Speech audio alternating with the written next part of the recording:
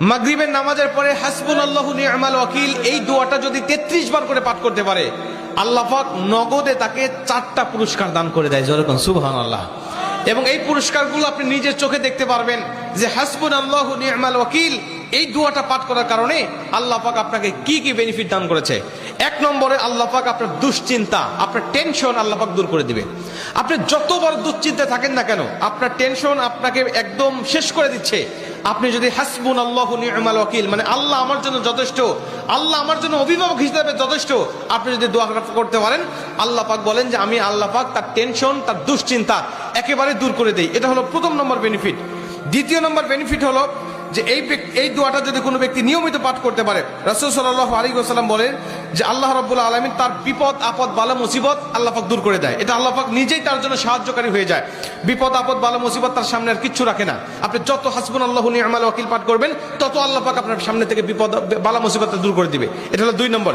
3 নম্বরে নবীজি সাল্লাল্লাহু আলাইহি ওয়াসাল্লাম বলেন, যে ব্যক্তি হাসবুনাল্লাহু নি'মাল ওয়াকিল বেশি বেশি পাঠ করবে, আল্লাহ রাব্বুল আলামিন সে যদি কারোর দ্বারা জুলুম শিকার হয়ে থাকে, সে মাজলুম, তার উপরে কেউ জুলুম করেছে, তার উপরে কেউ কষ্ট দিয়েছে, তাকে এই কষ্টটা সে পেয়ে আল্লাহ পাকের কাছে হাসবুনাল্লাহু নি'মাল ওয়াকিল পাঠ করেছে, আল্লাহ পাক বলেন নিজেই আমি ওই মাজলুমের পক্ষে হয়ে যাই, জালিমের বিপক্ষে আমি আল্লাহ নিজের অবস্থানটা দাঁড় করা দেই। যেরকম সুবহানাল্লাহ। ভাই, আল্লাহ যদি আপনার পক্ষে দাঁড়ায় যায়, আপনার আর কিছু লাগে? আল্লাহ যদি আপনার জন্য সাহায্যকারী হয়ে যায়, আর কিছু লাগে? আপনাকে কোন জালিম আপনার উপর জুলুম করছে, আপনি হয়তো বা সেই জালিমের কাছে আপনি কিচ্ছু না, একেবারে তুচ্ছ, কিন্তু আল্লাহ তো তার থেকে অনেক বেশি শক্তিশালী। আল্লাহ পাক বলে যে আমি তখন ওই মাজলুমের পক্ষে দাঁড়া যাই, ওই জালিমের বিপক্ষে দাঁড়া যাই, আমি আল্লাহ আমার নিজের মতো করে আমি তখন বিচারটা শুরু করে দেই। যেরকম সুবহানাল্লাহ। এজন্য যদি কেউ আপনার উপর জুলুম করে, আপনি হতাশা হবেন না, আপনি কষ্ট পাবেন না, আপনি আসমানের দিকে মুখটা উঁচা করে বলবেন হাসবুনাল্লাহু নি'মাল ওয়াকিল নি'মাল মাওলা ওয়া নি'মান নাসির।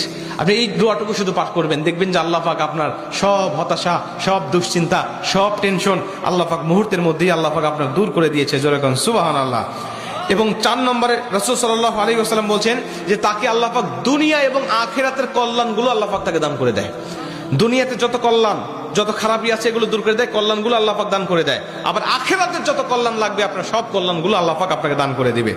আল্লাহ পাক আমাদের সবাইকে এই 4টি ফজিলতগুলো পাওয়ার আশায় হলেও আল্লাহ পাক আমাদের সবাইকে এই হাসবুনাল্লাহু নি'মাল ওয়াকিল এটা মাগরিবের পরে 33 বার, অনেক মুহাদ্দিস বলেছেন ফজরের পরে 33 বার, যদি কোনো ব্যক্তি 11 বার পড়তে চায় সমস্যা নেই, কিন্তু 33 বার পড়তে পারলে সবচেয়ে ভালো ফলাফল পাওয়া যায়।